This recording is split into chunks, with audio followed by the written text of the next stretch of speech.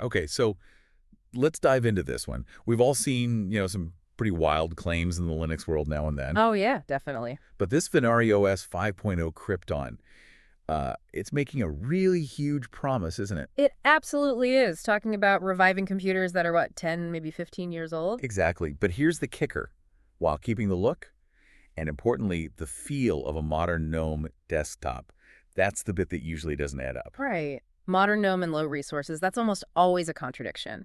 So I guess our mission here is to figure out, is this real innovation? Or just, clever marketing. Pretty promises. Precisely. And maybe quickly get to the heart of the engineering strategy they used. How did they make that elegance work on genuinely old hardware? Well, the numbers they're putting out, they kind of set the stage immediately. Vinari OS 5.0, it's running GNOME 48.4, which is pretty current. But it idles at just 1.07 gigabytes of RAM. Yeah, and that number, 1.07 gigabyte, you need context for that. Most distros with a full-fat GNOME desktop, they're often closer to 2 gigs, sometimes more, just sitting there doing nothing. Wow, okay, so nearly double. Pretty much. And yet Vinari pulls this off while being built on, a solid base Debian 13 Trixie. That's stable. Rock solid. And they're using the Linux 6.12 kernel, which is important for newer and older hardware support, plus security, and support until 2030. That's long term, so they haven't just hacked something together that breaks easily. Doesn't seem like it. Stability wasn't sacrificed for that speed, apparently. Okay, low RAM is one thing. Great for the system, maybe the power bill too.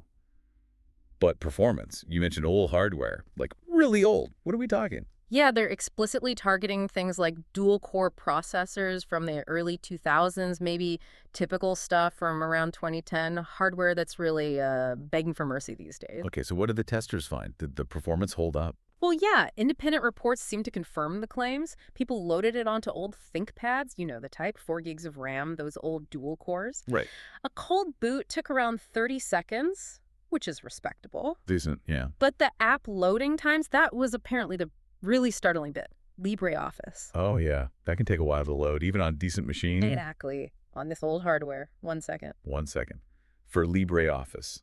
Seriously. Seriously. That's what the report said. On that old iron. That is incredibly fast. And the sources also mentioned it feels cleaner, more polished than, say, Mint Cinnamon, but it's lighter than even Lubuntu or Xubuntu. Yeah, which is interesting because Lubuntu and Xubuntu are designed to be lightweight, often by using less demanding desktop environments like LXQT or XFCE. Vinari keeps GNOME looking like GNOME. Which brings us to the big question. How? Like, what's the secret sauce? Is it some kernel magic, or do they just strip out everything useful? Well, it seems less magic and more just really disciplined engineering. The sources emphasize that. It's not optimization pixie dust. It's that no bloat rule they talk about. Yeah. Applied really rigorously. Exactly. That low RAM use comes from actively identifying and removing background services that aren't strictly essential. Like what kind of services? Things like maybe some specific logging services people don't need, certain system dependencies that aren't critical for basic function, maybe some default GNOME shell extensions that add visual flair but eat resources, all that invisible stuff. Stuff that just runs constantly. Right. And they're strict about not having duplicate apps. No filler. Every single included application apparently serves a specific purpose. Nothing extra just for the sake of it. So it's subtraction, but smart subtraction. Quality control, really. Which leads to that user experience focus. They build custom tools too, right? To sort of fill the gaps. That seems to be the case. To keep it feeling just works out of the box, they develop their own utilities. Things like Vinari tweaks for easy customization without digging through config files. Okay. An integrity check tool, which sounds useful for verifying system files. And this unique one, Vinari Trashixer. Trashixer, what's that? Apparently, it's designed to fix broken trash directory permissions with just one click. You know how sometimes the trash just stops working? Oh, I know that pain. Okay. A one-click fix sounds nice. Little quality of life things that come from understanding the user experience. And this whole philosophy, this discipline, it goes back to the start, doesn't it?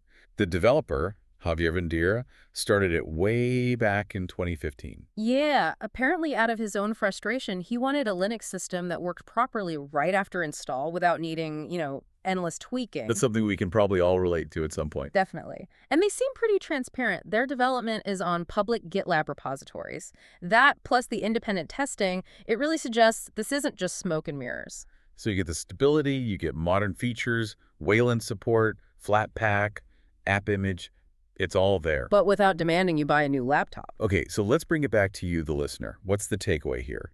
It sounds like Vinari OS 5.0 Krypton could genuinely save you money. And save you frustration, yeah. Extend the life of hardware that's perfectly capable, just maybe not suited for heavier modern OS demands. Keep stuff out of landfill. While still giving you a modern, usable, and frankly quite elegant computing experience. Which kind of leads to a bigger thought, doesn't it? Something to maybe chew on. Go on. Well, when you see a project like Vinari succeed, apparently delivering a great experience on old hardware, what does that say about the other operating systems? The mainstream ones. The ones that often feel like they're almost designed to push you towards buying new devices every, 3 or 4 years? It makes you wonder about operating systems that genuinely respect your time and your existing devices.